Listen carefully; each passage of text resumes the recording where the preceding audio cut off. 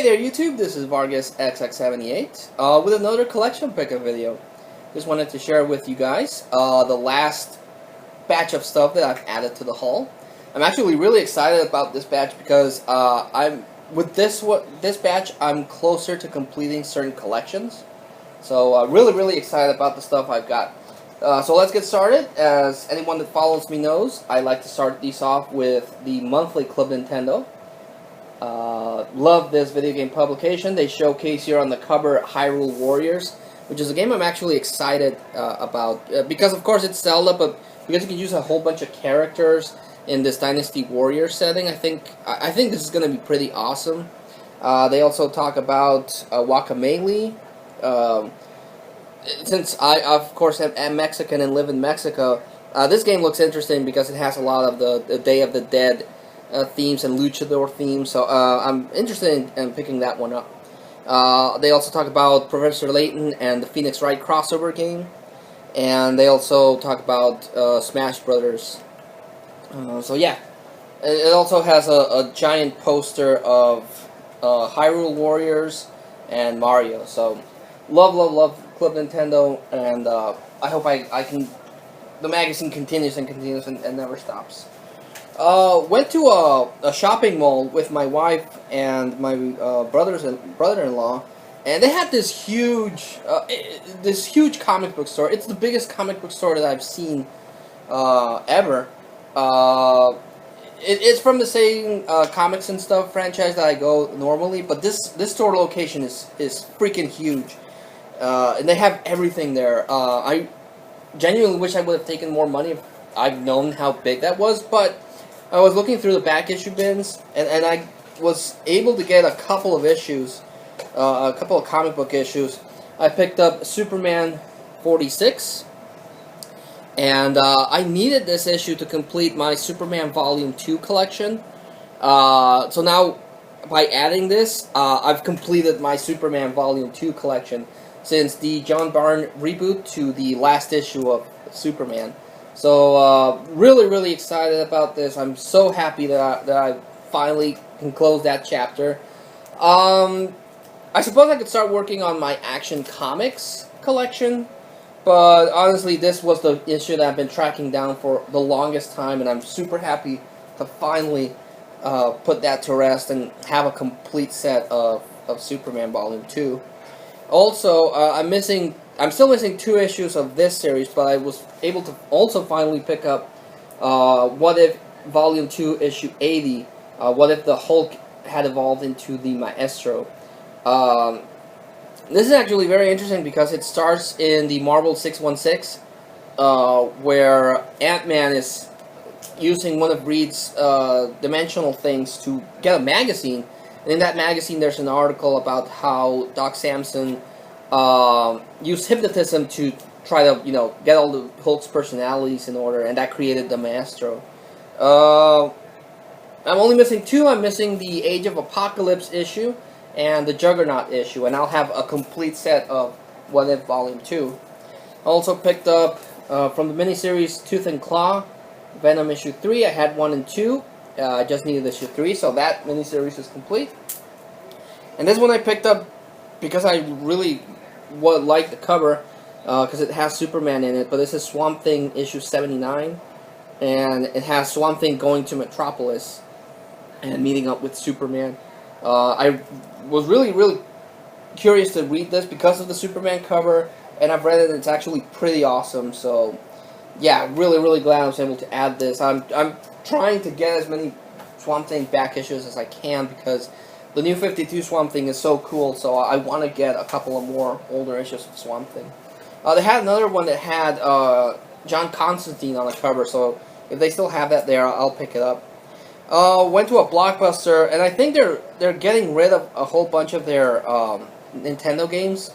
And for the Nintendo DS, I picked up Fantastic Four: Rise of the Silver Surfer. Trying to not get any glare there. It was, I don't know if you'll make it out, but it was 19 pesos, which is about $1.20.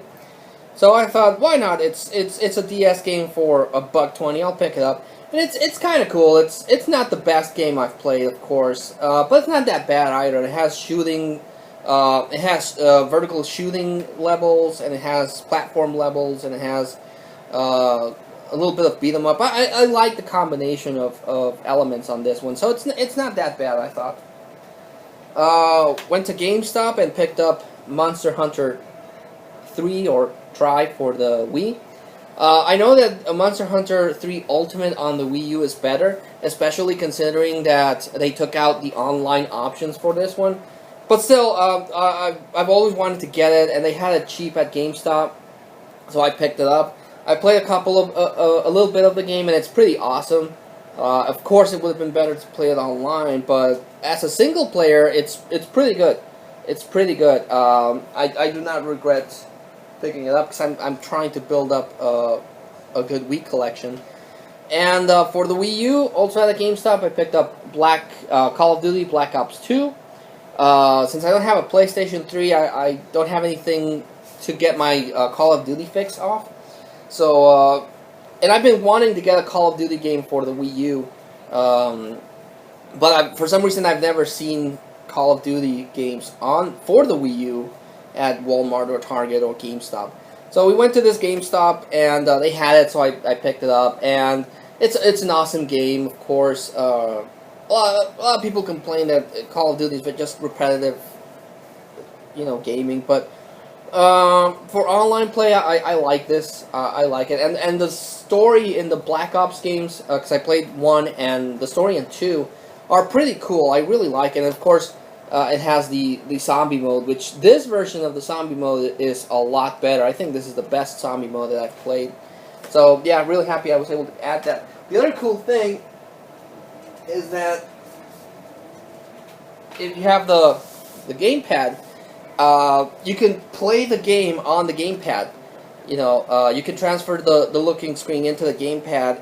So what we do is that my wife can be watching Netflix and on the TV on the Wii, and I can play Black Ops on this screen. So it works out perfectly. I can put on some headsets, and she can just watch TV while I play. So that's the thing I love about the Wii U.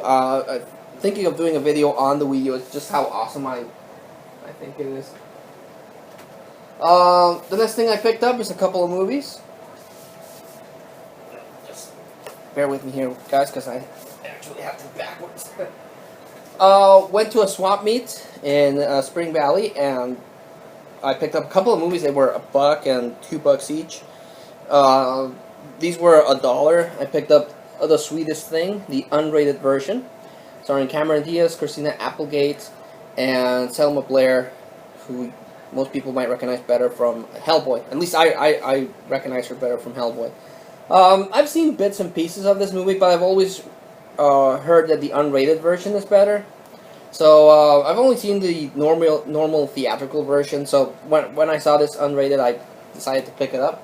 I don't know how it is, because again, I've never seen it complete, but I'm hoping it's good. This one was also $1. I know nothing about this, but I picked up Carnival of Souls.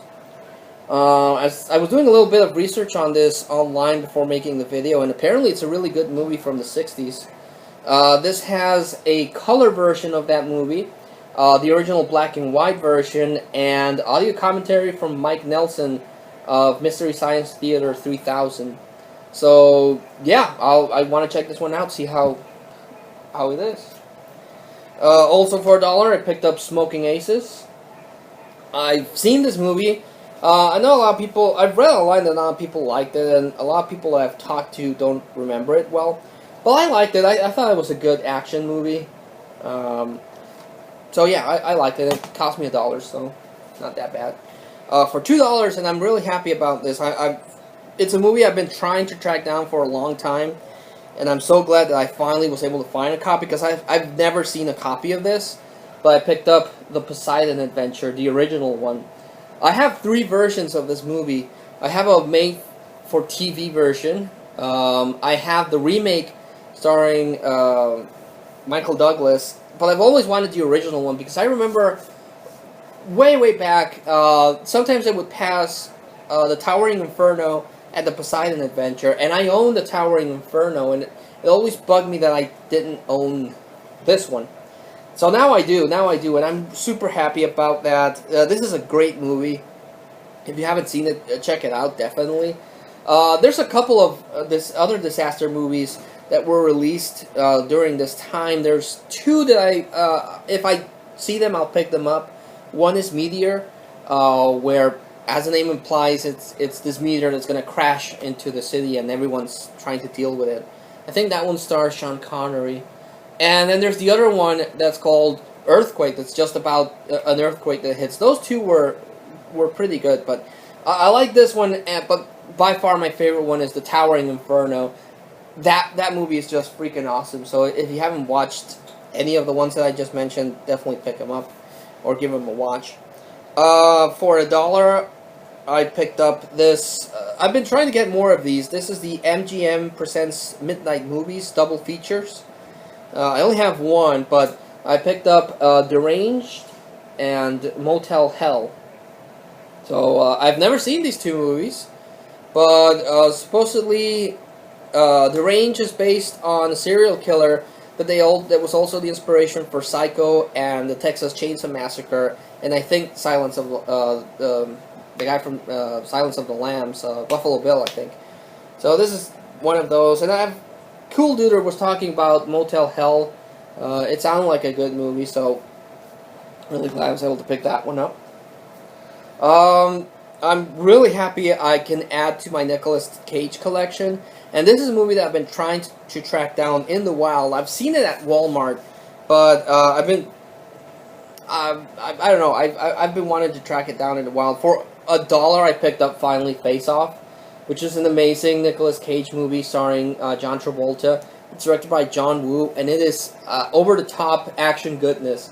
I really, really like this movie, even though the concept is pretty stupid if you think about it, that a cop switches his face with some other guy, but the bad guy wakes up and then he puts the cop's face on. The premise is ridiculous if you really think about it, but as an action movie, it's really, really fun. The acting is over the top. I want to take his face.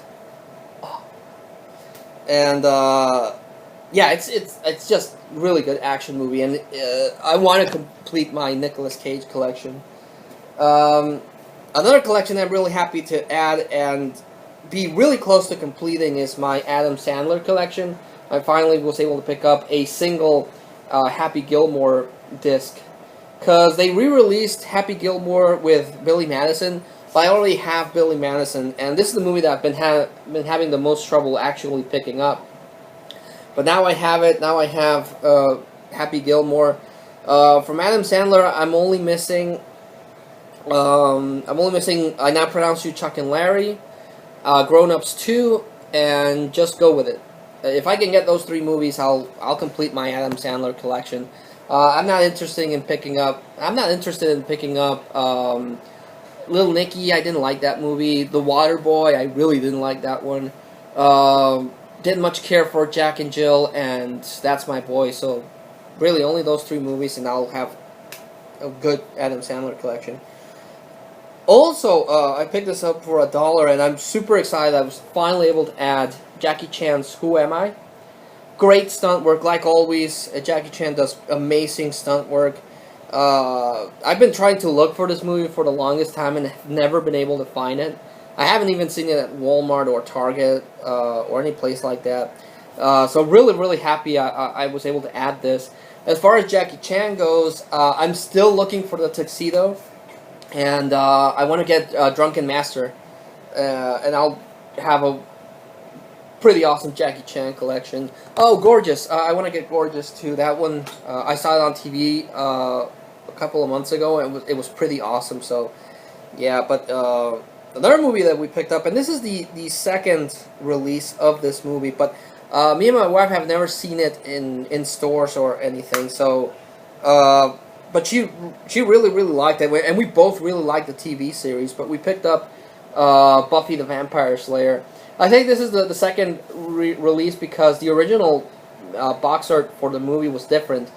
They did this version so that I guess they would fool people into thinking it had to do with the TV series, which also has a similar logo with the moon and stuff.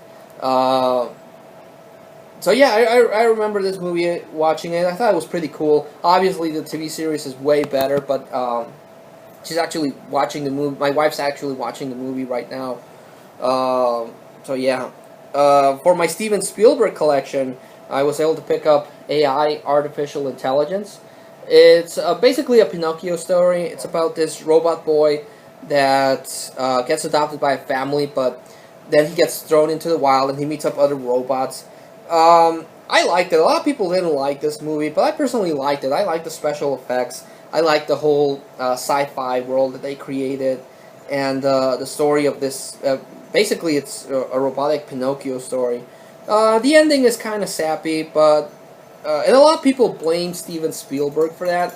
But I was watching a review by the Nostalgia Critic, and it turns out that Stanley Kubrick is actually the one that came up with that sappy ending. So yeah, that was very interesting. Everyone blames Spielberg for that, but it was Stanley Kubrick who originally came up with that sappy ending. So yeah, that actually blew my mind. It made me see the movie in a different way. But it's the 2-disc collector's edition, so it has a bunch of special features.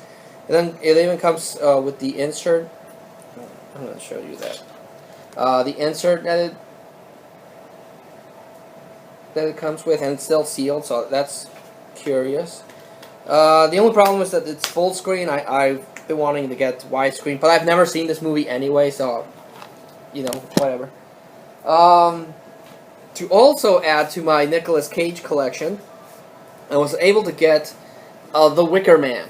And I really like the cover with the child with no eyes. It's very creepy. But this one has the theatrical and the unrated version. And as I was watching the Nostalgia Critic, the unrated version is the one that has that scene that became really popular. The not the bees, they're in my eyes, they're in my eyes. And so that's the reason why I picked this one up. I remember seeing it and I thought it was pretty stupid. But at the same time, it's for my Nicolas Cage collection, so I had to pick it up. And I'm really happy this has the alternate version. I'm sorry, the unrated version with that scene, because that scene is pretty funny.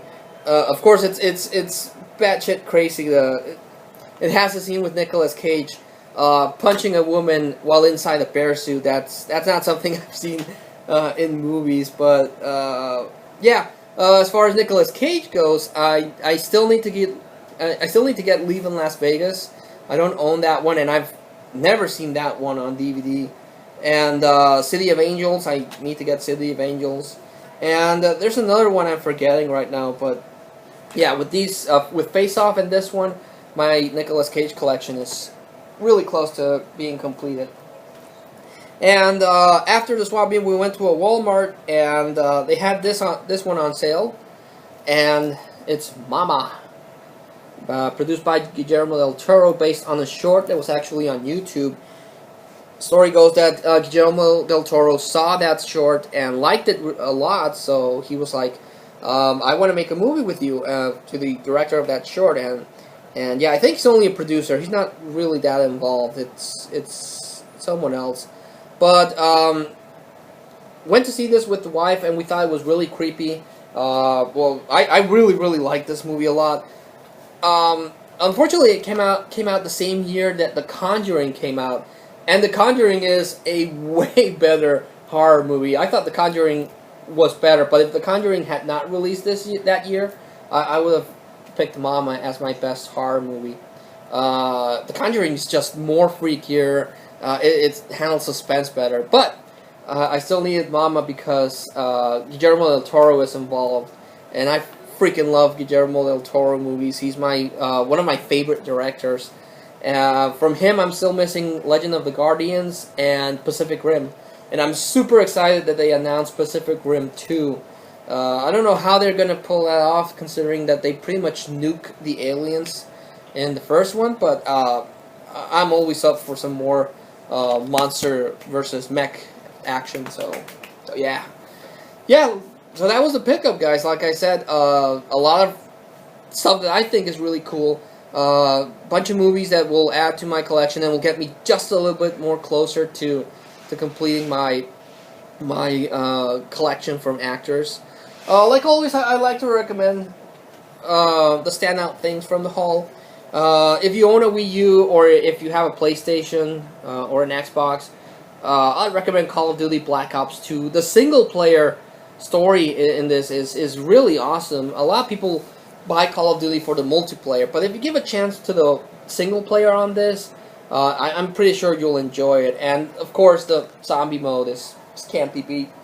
And as far as movies, I have so many movies that I enjoyed. Uh, if you're looking for something retro-ish, watch the Poseidon Adventure. I freaking liked it. Of course, if you can choose between the Poseidon Adventure and the Towering Inferno, watch the Towering Inferno. That's better.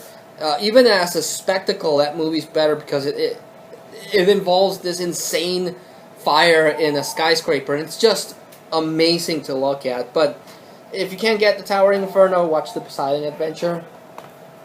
And the movie that I am going to recommend is Face Off.